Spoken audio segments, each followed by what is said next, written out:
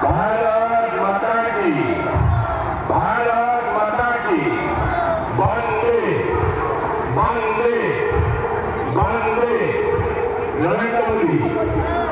ভাল লগা কথা আসলতে আজি বহু দিনৰ পৰাই এনেকৈ ৰাইজক লগ কৰি আহিছোঁ আৰু এইখিনি আসলতে আমাৰ পৰিয়াল আৰু মোৰ ভাল লাগে যে তেওঁলোকৰ ওচৰলৈ আহিলে তেওঁলোকে ওলোটাই কয় যে নাই পীযুষ হাজৰিকা ডাঙৰীয়া নাই যদিও আপুনি আছে আমাৰ লগত, আমি নিজে নিজে এজন এজন কেডাৰ, গতিকে তেওঁলোকৰ ওচৰত আচলতে নিৰ্বাচনী প্ৰচাৰ চলাবলগীয়া নাই, তেওঁলোকেহে ওলোটাই মোক কয় যে আৰু ক'লৈ যাব লাগে ক'ব।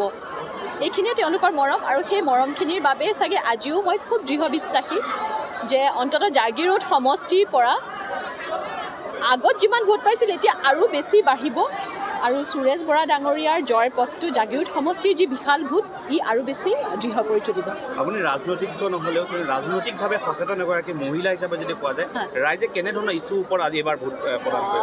ৰাইজে চাওক সকলো ফালৰ পৰা প্ৰত্যেকটো চামকে ইমান ধুনীয়াকৈ সাঙুৰি পেলাই উন্নতিৰ কথা চিন্তা কৰা হৈছে আৰু সকলোকে কিবা নহয় কিবা এটা ধৰক ল'ৰা ছোৱালীক স্কুলৰ সুবিধা, মধ্যবিত্তসকলক সুবিধা, কৃষকক সুবিধা, নিবনুৱাক চাকৰি, সকলো ফালৰ পৰা আগতে আপুনি কোনোবা শুনিছিলনে APSCৰ যিবিলাক চাকৰি আমি ভাবোঁ যে ধনী মানুহে পোৱা চাকৰি, কিন্তু আমাৰ জাগিৰোডতে মই প্ৰত্যেকজন যিসকলে পাইছে প্ৰত্যেকৰ ঘৰলৈ গৈছিলোঁ।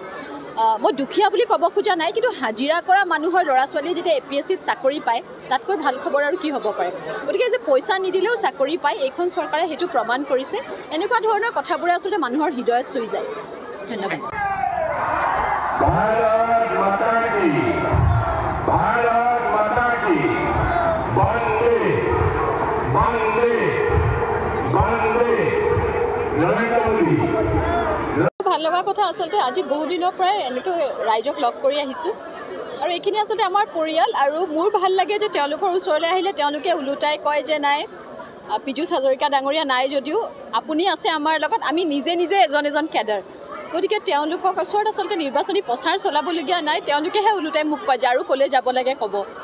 এইখিনিয়ে তেওঁলোকৰ মৰম আৰু সেই মৰমখিনিৰ বাবেই চাগে আজিও মই খুব দৃঢ় বিশ্বাসী যে অন্ততঃ জাগিৰোড সমষ্টিৰ পৰা আগত যিমান ভোট পাইছিল এতিয়া আৰু বেছি বাঢ়িব আৰু সুৰেশ বৰা ডাঙৰীয়াৰ জয়ৰ পথটো জাগিৰোড সমষ্টিৰ যি বিশাল ভোট ই আৰু বেছি দৃঢ় কৰি তুলিব।